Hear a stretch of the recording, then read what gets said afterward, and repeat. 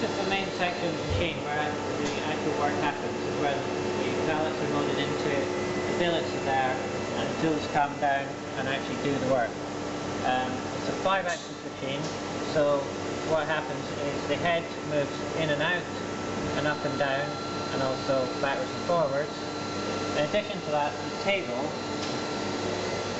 will rotate on the top here and also tilt completely at 90 degrees, so that 5 sides of the job can be accessed at any one time. Up to 220 tools, which are changed by a robot and fed into the front of the machine. All the tools that we have in here are completely correlated to the CAD/CAM system, so we actually know exactly what tool is in there, how long it is, what size of holder it's in.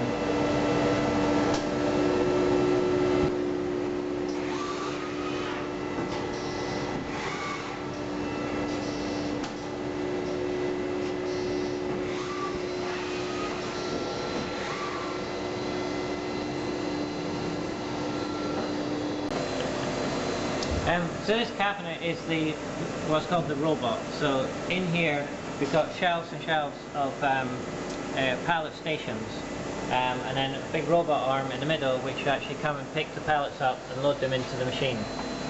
So as you can see over here, there's lots of jobs. Some have been machined, some are still waiting to be machined. In this area we've got completely different jobs, 2 or 3 different jobs all sat here waiting to be machined. So in total there's 100 pallets of this size, which is a small 70mm square, which we can bolt a variety of sizes of components onto. And in addition to those 100 pallets, there are 14 pallets which are of a bigger size, which allows us to carry vices and bigger jobs.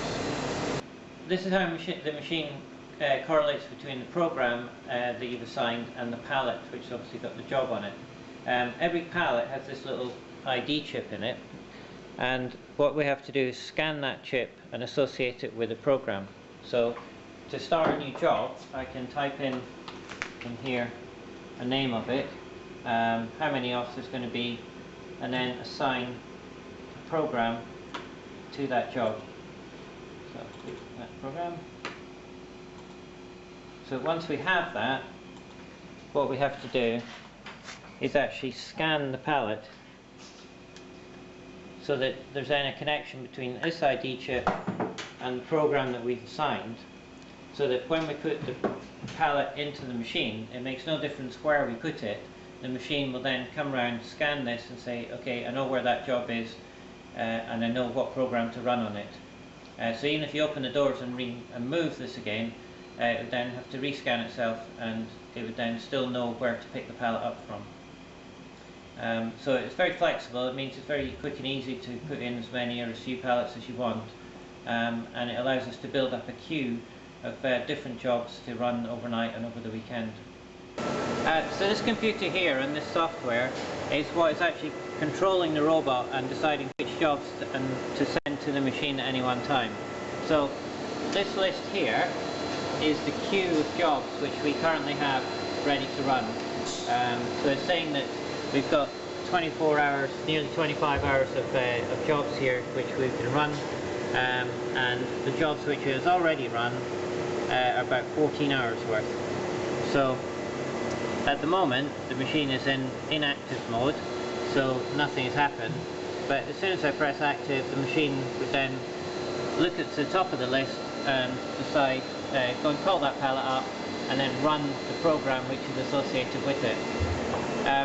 What we can do here is move things up and down the list, as often, to prioritise jobs, bring them to the front.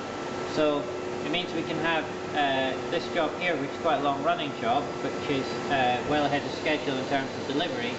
We can have as a buffer to fill in any extra hours where the machine may be idle, either during the day or at night, to make sure that we sort of maximise the night time and the weekend.